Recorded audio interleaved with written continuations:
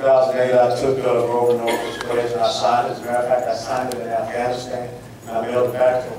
But the most important thing you have to understand, I took an oath and I took a pledge to the American people back in 1982. I don't need to sign 50,000 different pledges about my character and my integrity. I will not do anything to hurt or harm the American people.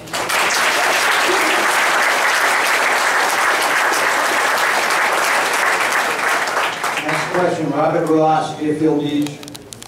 Why do multinational corporations pay no taxes, such as GE? Why do Republicans insist on the rich not paying taxes? You know, the thing is, it's not about insisting that the rich pay no taxes.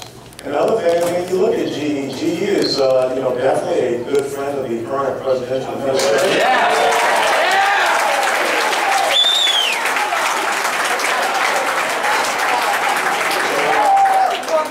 The question should be asked is, why is the private sector CEO also been double tapped to have a taxpayer-funded position in this administration? That's right. That's right.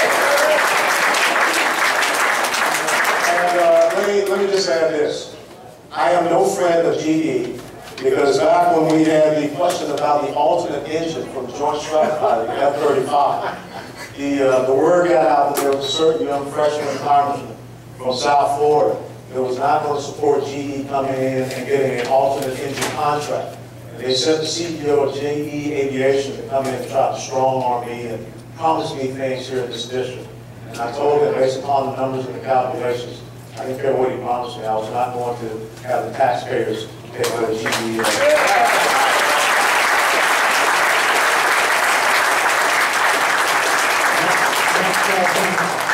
Maria Montiglio, Boca, Raton. Why are you turning your back on the middle class? Well, I found that hard to believe. I'm not turning my back on the middle class. If you go back to the neighborhood where I was brought up from, there was middle class and lower middle class. I think the most important thing that you have to understand is about creating economic opportunity in the United States of America. And the thing is, I wouldn't be standing here if some people had not invested in me, who I am. And I think that when you look at some of the corporations and you look at some of the people here in South Florida, everybody talks about, you know, killing the rich. Who do you think has all of these philanthropic balls? And who do you think is donating to places like the Maybowen Center? Who do you think is giving up their resources to make people in America to take care of them? Who do you think looks at a person in the middle class and say, I want you to be able to get into the next stratosphere? So this is what it's about. There are two choices in the United States of America. It's either about equal opportunity, it's about equal achievement. You know, when I grew up in the inner city, my parents would have never thought that I would stand where I am.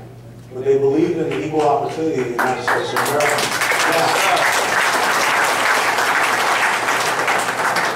I don't believe in creating victims. I don't believe in making people dependent upon government. I don't believe in the government coming back and taking achievements and working for losers based upon equal achievement. I don't believe in bailouts. I think if you're in the private sector and you have bad business practices, so be it. Bye-bye. It's over with.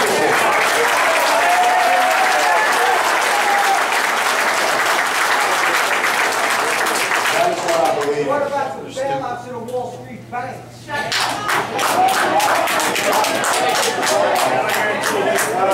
I just said that I would not have supported the bailouts for corporations. Yes. Speaking of bailouts, next question.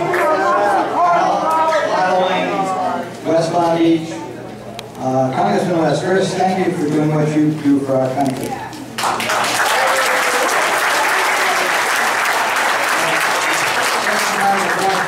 Would you vote in favor of a federal bailout for states like California, Illinois, and New York who haven't balanced their budgets? Okay, do you want the short answer or the I think there's only one letter. It's no. It's no. Because let me tell you what happened. How many people remember Pavlov's experiment? If you reward bad behavior, you get more bad behavior. If we don't make our states understand that they have a fiscal responsibility to balance their budgets and take care of the people within their states, then where does it end? And that's the problem. We must understand what are the constitutional mandates of the federal government. And if the federal government starts taking American taxpayer dollars and going out to a state that has been fiscally irresponsible, and remember the slide that showed the debt, the deficit, it will just continue to get worse and worse and worse. Next question, Louis Bott, West Palm Beach, or Palm Springs. If you vote against raising the debt ceiling, what ways would you propose gaining revenue without cutting education, health, SSI? Let me tell you about raising the debt ceiling. As I said previously, this will be the 73rd or 74th time that the thing has come up, and it's becoming a debt suggestion, not a debt ceiling. There are 4 critical conditions that I need to see happen if you want me to support raising the debt ceiling. And it ties back to the information we talked about tonight. The first thing, we must have a balanced budget amendment for the federal government. It cannot continue. The second thing is we have to cap federal government spending. Federal government spending is 20%. I think that is what the historical average has shown. And that keeps it close to where the revenues are, so we don't have these exorbitant deficits. The third thing is this. The corporate business tax rate we have, the 35%. Cut it down to 20 to 22%. No more loopholes. If you don't want to play by those rules, then we penalize you because we're trying to set the conditions for you to be successful. The fourth condition that we must implement. When you reach a certain percentage of getting to the debt ceiling, there should be automatic spending cuts to kick in. So that we never ever have to worry about raising the debt.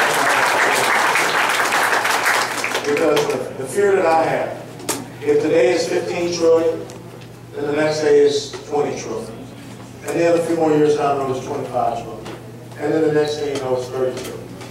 It's about showing that the federal government is willing to be fiscally responsible.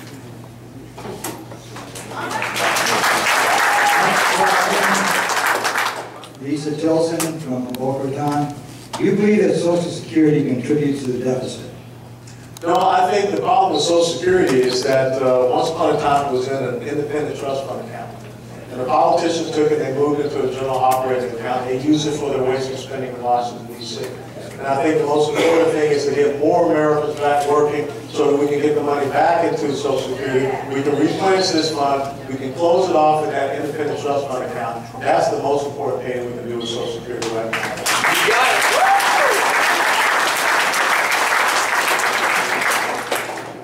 Next question is from Marty Murray, Plantation. On page 63 of his book, The Flat Tax Revolution, Steve Forbes writes, under the flat tax, 65 million returns, or 42% of all returns, would owe no tax.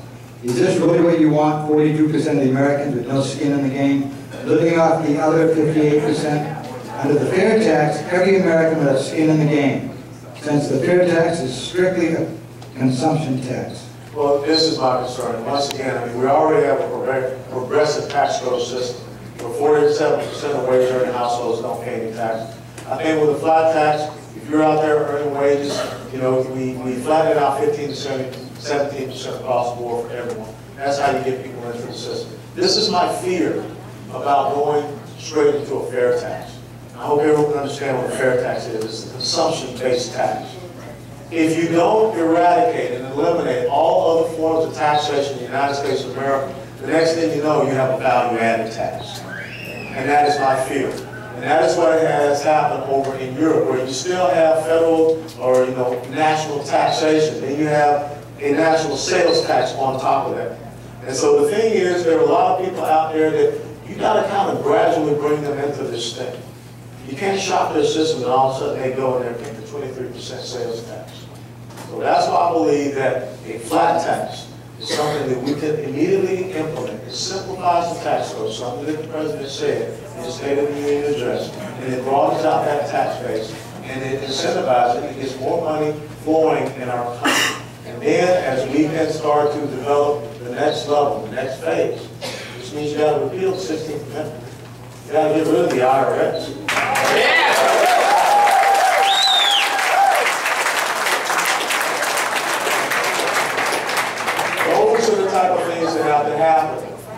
if you want to get to a fair tax or consumption basis. Next question, Ann Dion, Fort Lauderdale. Ryan's plan is disastrous. At the top, tax the top 2%, tax corporation profits, and stop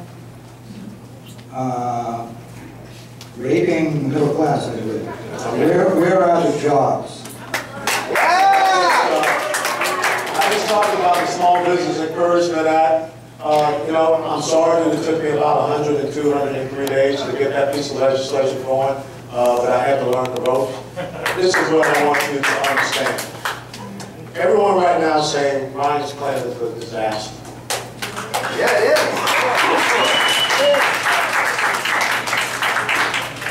In 1978, people were cheering when they came up with this government plan called the Community Reinvestment Act. We said that every American would have the right to own a home, that we would lower standards in mortgages and mortgage lending, that we would create an agency called Fannie Mae and Freddie Mac. What happened 30 years later? A financial meltdown as part of our mortgage system. So I got to tell you, I think that this is an opportunity to get us on a path to prosperity. I think that when we saw government get interjected into the mortgage industry, we see what happened 30 years later. It's not a good thing. So I stand.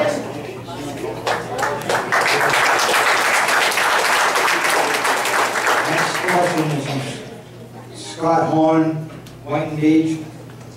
Will it be possible to actually stop deficit spending by Congress? You know, this is what you have to do. The people that you send to Congress are a reflection of you. It really is. And, you know, we have sent people up there to Washington, D.C., and I got to tell you, it has nothing to do with party. It has everything to do with your ideology. It has everything to do with your principles. Power is consolidated in Washington, D.C., because that's where they have taken your taxpayer dollars and put it up there. You can throw a rock and you can get about, 10 or 12 bureaucrats in Washington, D.C. That's not the way that we're going to restore this economy. That's not the way that we're going to get rid of these incredible deficits that we have. If we can start to get a new crop of individuals to Washington, D.C. that don't want to stay up there 30 years, 35 years, 40 years, 47 years, but they want to go up there and they want to rectify the situation with this economy and get away from the special interest lobbies, and get away from their own self-interest, then we can see the deficit. That's my commitment to each and every one of you.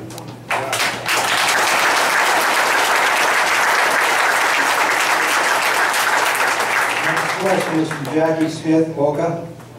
What is yours and the Republican plan for going forward to enacting the law of Paul Ryan's deficit budget that will surely make all Americans happy, especially the Medicare portion? Well, once again, as I have said ad infinitum, is that we're not doing anything to the people in Medicare right now. What we have to do is try to introduce a free market, free enterprise solution to Medicare that gets it away from the fee-for-service to a defined contribution. It introduces competition where the patient, where the person, the individual is in charge of the insurance company and not the insurance company being in charge of the individual. Let me give you a great example.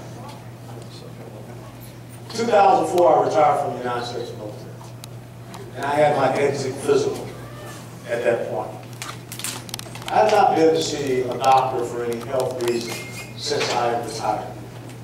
I get out, I work out, I run, put in about 28 to 32 miles a week. I try to watch what I eat, and I do have private health insurance. Now, why is it that at the end of the year, if I have not used that health insurance premium, it doesn't roll over to the next year?